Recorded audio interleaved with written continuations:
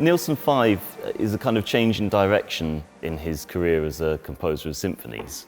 His first 4 symphonies all begin with kind of like an explosion.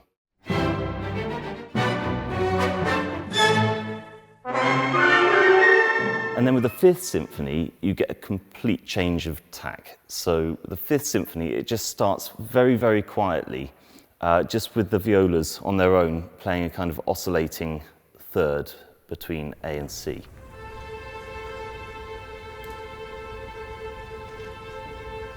The Fifth Symphony doesn't have a name, but it kind of doesn't need one. And Nielsen's explanation for this is that all of the previous names that he'd given to his symphonies are more or less synonyms for the same concept, which is, he said, de hvilende kræfter i modsætning til det aktive, which roughly translates as the resting forces in opposition to active ones. So that really encapsulates the form of this symphony, where you have resting forces in the first part that are gradually building up their musical energy, and then that's released as the active forces in the second part.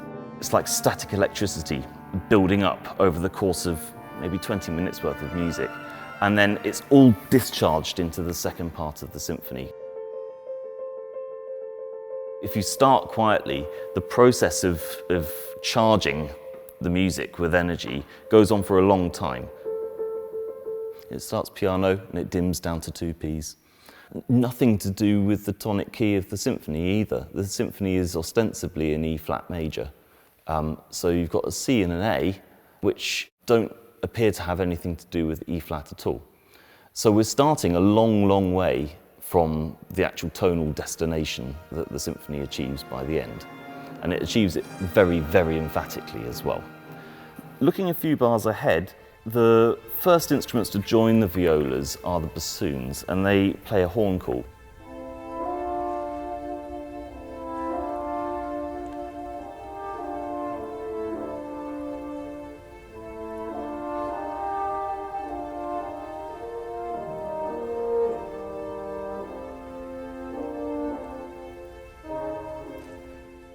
For a horn call, you'd normally expect French horns to play, right? So the choice of bassoons for that moment is also a slightly disturbing choice.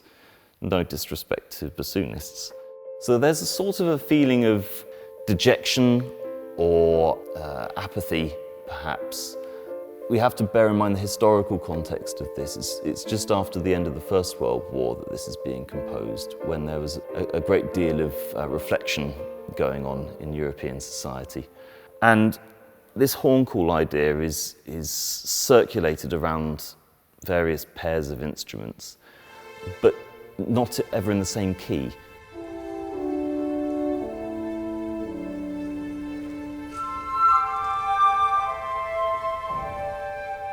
So it's almost as if you've got this thing that you're concentrating on, this ostinato that stays there the whole time, but you're looking at it from different harmonic angles each time. It's almost like he's showing us the materials before he starts to build them up into a structure. Even to put it slightly more controversially, he's in a way teaching us how to listen to music in this opening passage.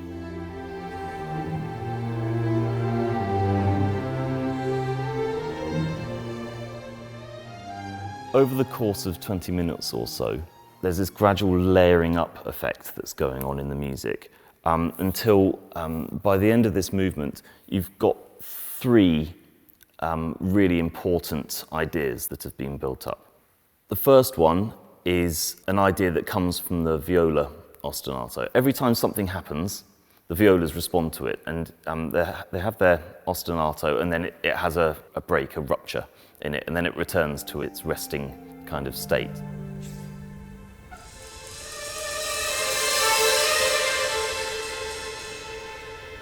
So that's one idea.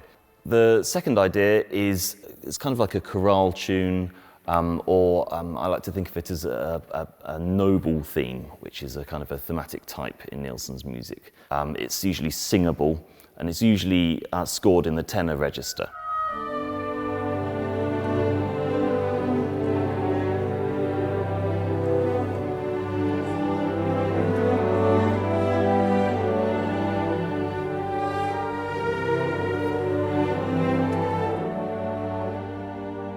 The third and most ominous component of this is the snare drum rhythm, which appears quite early on in the movement.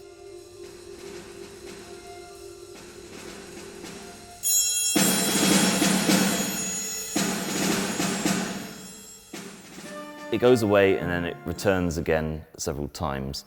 But the last time it returns, it's over the top of the other two themes, that little kind of warble that's going on there, that we get from the violas in the first place. The rest of the orchestra playing this sonorous, harmonious kind of music, sort of trying to bring everyone together. And then the disruptive snare drum, who is playing music that's written out to begin with, but at the climactic moment, the notes disappear and Nielsen simply writes ad lib with an instruction to be as disruptive as possible. If you're the snare drum player in this symphony, you're really a big soloist, and it's up to you to try and defeat the whole of the rest of the orchestra in this huge battle that's staged right at the apex of all this charged energy that's been building up over 18-20 minutes or so.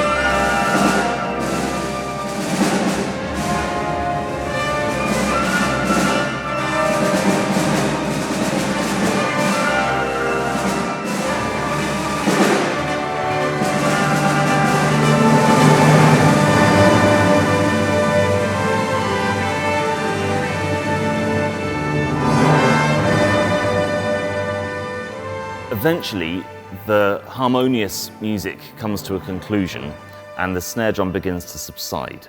So in effect, this movement is kind of a narrative about the victory of the harmonious aspect of music over the disruptive. The snare drum repeats its rhythm, getting quieter and quieter over and over again until it finally comes to an end. And you're just left with a single clarinet playing this nature voice type warble over the top until it comes to rest, and that's the end of the movement.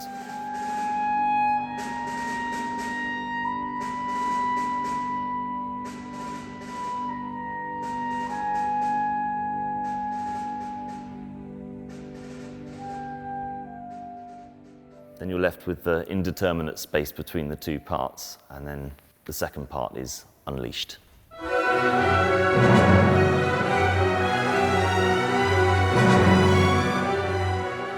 It is unleashed in this hyper-energetic, typically Nielsen-esque 3/4 movement, where you get these long, expansive lines, or ribbons of musical energy that seem to just go on and go on and go on and never seem to run out.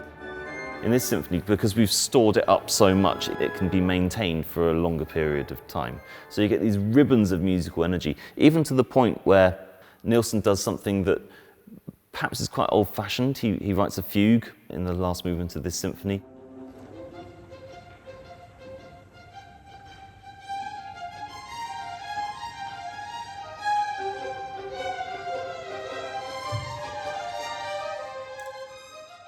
But it's bonkers, and it gradually whips itself up into this almost kind of chaotic cacophony of sound.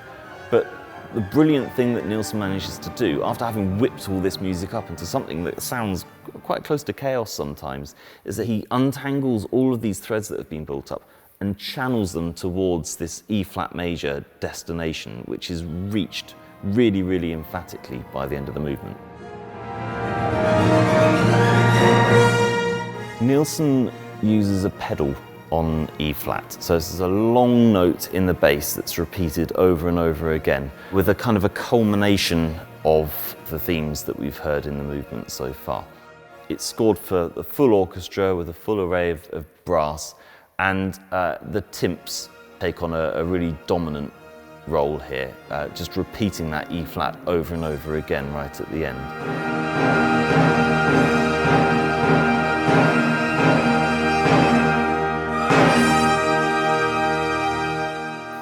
I think the fact that it doesn't end with bum, bum like that is important for this, because if we think about Sibelius's Fifth Symphony, also in E flat major, what Sibelius does at the end of that is he has these loud chords with wide gaps in between them, so a lot of silence, and then a really self-consciously generic gesture right at the end where he just goes 5-1 like that, and that's the end of the thing. And that really draws attention to how anachronistic that gesture is. So it's almost like a kind of an ironic parody of what it is to write a symphony. Whereas with Nielsen, it's quite different. I think this is a really sincere gesture that he's making, and a kind of a celebration of E flat major as the destination, the tonal destination of the music.